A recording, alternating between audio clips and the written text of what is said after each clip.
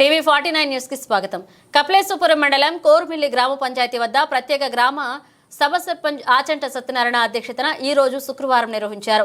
NDA కూటమి అభ్యర్థిగా ఎన్నికైన మండపేట శాసనసభ్యులు వేగుళ్ల జోగేశ్వరరావు గ్రామాభివృద్ధికి 60 లక్షల మంజూరు చేయించారు. ఈ రోజు గ్రామ సభ ద్వారా ముందుకు అధ్వాన్నంగా ఉన్న రహదారులు, డ్రైనేజీలు గుర్తించి అభివృద్ధి చేయుటకు ఆమోదించారు.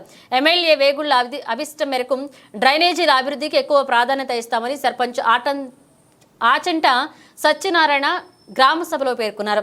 మండపేట నియోజకవర్గంలో మొదటిసారి కోర్మిల్లి గ్రామానికి 6 ట్రాన్స్ఫార్మర్లు ఏర్పాటు చేసి లో వోల్టేజ్ సమస్య తీర్చిన ఎమ్మెల్యే వేగుళ్లకు గ్రామం తరపున సర్పంచ్ ఆచంట ధన్యవాదాలు తెలియజేశారు.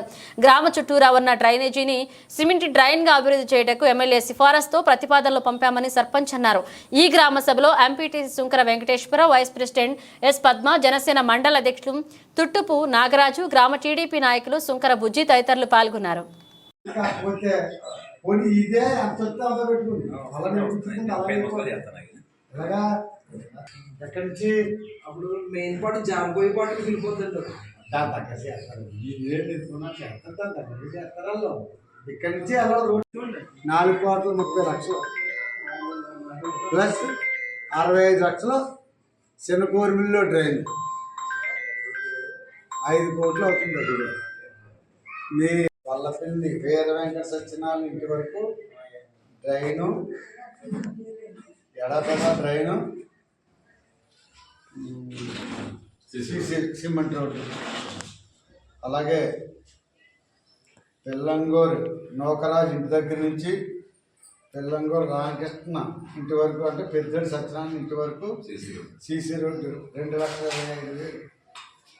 అలాగే టంట యేసు, టంట సుందరం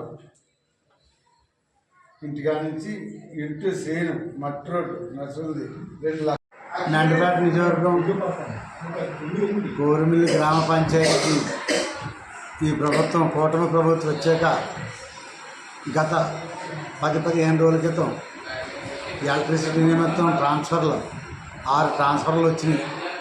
రమారమి 38 లక్షల రూపాయలు గ్రాంట్ శాంక్షన్ చేశారు. 38 లక్షల రూపాయలతోనే 6 చిన్న కోరిమిల్లు 3, పెద్ద కోరిమిల్లు 3 ట్రాన్స్ఫర్లో అప్పుడే సప్లై ఇవ్వడం ఓపెనింగ్ చేయడం జరిగింది. మరి తదుపరి ఈ రోజున గ్రామ సభ ద్వారాగా 60 లక్షల రూపాయలు గ్రాంట్ ఎన్ఆర్జీఎస్ గ్రాంట్ ఇచ్చినారు కాబట్టి 60 లక్షలు వివిధ రోడ్లకి శాంక్షన్ ఆర్డర్కి తీర్మానం చేసి పంపించడం అయింది. తర్వాత ఈ గవర్నమెంట్కి, స్థానిక ఎమ్మెల్యేకి, పవన్ కళ్యాణ్ గారికి, చంద్రబాబు నాయుడు గారికి అందరికీ ధన్యవాదాలు.